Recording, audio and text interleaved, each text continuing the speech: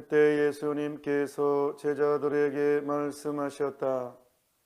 너희 가운데 두 사람이 이 땅에서 마음을 모아 무엇이든 청하면 하늘에 계신 내 아버지께서 이루어 주실 것이다.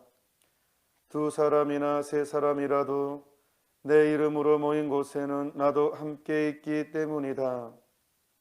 그때 베드로가 예수님께 다가와 주님, 제 형제가 저에게 죄를 지으면 몇 번이나 용서해 주어야 합니까? 7번까지 해야 합니까? 하고 물었다. 예수님께서 그에게 대답하셨다. 내가 너에게 말한다. 7번이 아니라 77번까지라도 용서해야 한다. 주님의 말씀입니다. 그리스도님 찬미합니다. 용서는 나를 잊어버려야 가능합니다. 내 자존심도 없고 그게 무너져야지만이 용서가 가능합니다. 그리고 무엇보다도 예수님께서는, 하느님께서는 7번씩 70번도 나를 용서해 주셨기 때문에 또한 나는 용서해야 됩니다. 내 삶이 용서받은 삶이기 때문에, 내 인생이 용서받은 인생이기 때문에 그렇습니다. 보통 사람은 안 바뀐다 하잖아요. 천성은 안 바뀐다. 내 운명은 안 바뀐다 그러잖아요. 그런데 그것은 하느님의 전능을 모르니까 그렇습니다.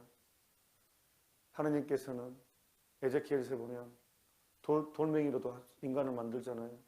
아담의 흙으로 빚었으니까 돌멩이라도 아무 생명력이 없는 그 돌멩이도 인간을 만드신 하느님께서 하느님을 바꾸는 게 불가능하겠습니까? 근데 그래서 우리는 천성은 안 바뀐다. 물론 인간의 힘으로는, 인간으로는 안 바뀝니다. 하지만 하느님은 불가능한 것이 없습니다. 오늘 일독서 신명기의 말씀입니다. 보면 30장 2절, 주 너희 하느님께 돌아와서 내가 오늘 너희에게 명령하는 대로 너희와 너희의 아들들이 마음을 다하고 정신을 다하고 그분의 말씀을 들으면 주 너희 하느님께서 너희의 운명을 되돌려 주실 것이다. 너희의 운명을 되돌려 주실 것이다. 중요한 것은 마음을 다하고 힘을 다해서 주 하느님을 섬기고 그분께 애원하고 매달리는 것. 우리의 운명은 바뀝니다. 우리의 삶도 바뀝니다. 물론 하느님을 믿음이 전제해야죠. 믿음. 그래서 사람을 포기하지 맙시다. 어떤 사람이 안 좋은 모습, 정말 못난 모습, 상처가 되는 모습, 야, 저 인간은 정말 이런 생각이 들더라도 그냥 그걸로 끝내버리지 말고 끝까지 하느님 앞에 봉헌하도록 합시다. 이것이 주님을 가장 기쁘게 하는 일입니다. 또한 본인에 대해서도, 나 자신에 대해서 그렇게 합시다. 우리 모습에는 정말 못난 모습이 많습니다. 열심히 살려 하면 할수록 내 안에 느껴지는 못난 모습 때문에 정말로 힘듭니다. 나는 안 바뀌는 것 같아요. 다시 옛날 그 모습이고 다시 나름대로 기도 생활을 했는데 어느 순간 내가 흥분해 있고 분노해 있고 다시 또 옛날에 악습을 떨어져 있고 그런 모습 보면 참 나는 안 되는구나. 그래서 여기서 참 이렇게 절망의 유혹, 우울증이 옵니다. 그런데 이런 나를 하느님은 바꾸실 수 있으십니다. 진짜로 하느님은 나를 바꾸실 수 있으십니다. 그러니까 끝까지 하느님께 신뢰하고 하느님께 매달리는 노력을 포기해서는 안 됩니다. 우리는 넘어짐을 통해서 사실은 성공을 만들어가는 거예요. 왜냐하면 겸손해지고 있기 때문입니다. 나도 모르는 사이에 겸손해지고 있는 것이거든요. 그래서 속담에 어릴 때는 이 속담을 이해하지 못했다니까요. 실패는 성공의 어머니다. 실패가 어떻게 성공의 어머니냐. 말이 안 되는데 어린 나이에 진짜 이해가 안 됐어요. 실패가 어떻게 성공으로 이끄냐.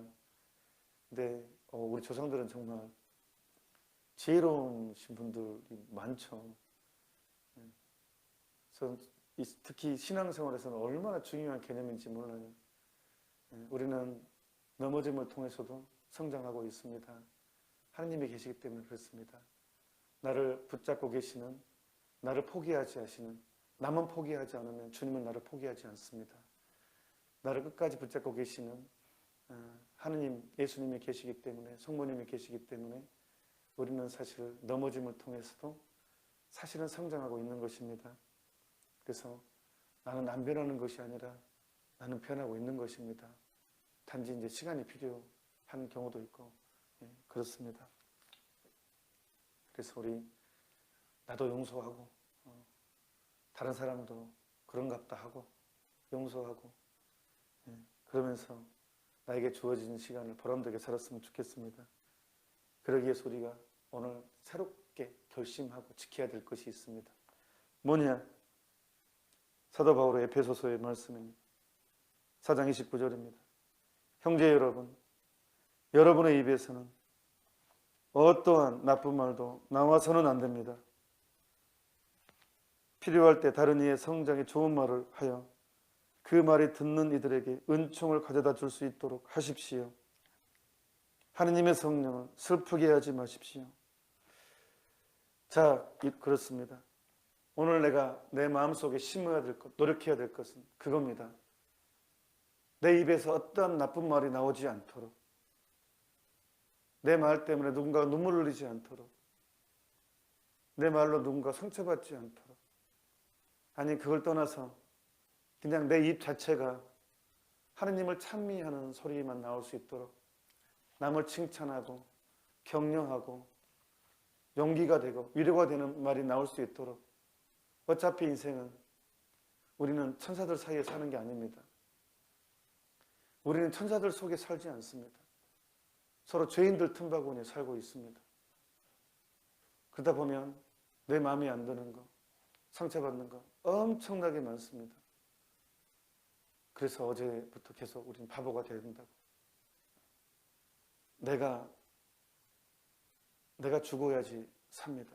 그래서 밀알이 땅에 떨어져 썩으면 많은 열매를 맺고 썩지 않으면 열매를 맺지 못한다고 그랬습니다. 썩어야지 열매를 맺습니다. 썩는 것은 없어지는 것입니다. 사라지는 것입니다. 내 자존감이 무너지는 것이고 내 자존심 무너지는 것이고.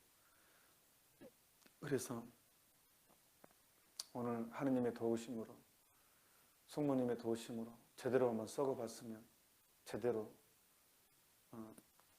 썩어가는 용기, 이게 바로 이제 누누이 말씀드렸던, 또 저에게도 말했던 나로부터의 탈출, 나로부터의 탈출입니다. 그래서 내 입이 하느님을 찬미하거나 남에게 이로운 말만 할 수 있도록 오늘부터 다시 있는 힘을 다해서 노력했으면 좋겠습니다. 잠시 묵상합시다. 아멘.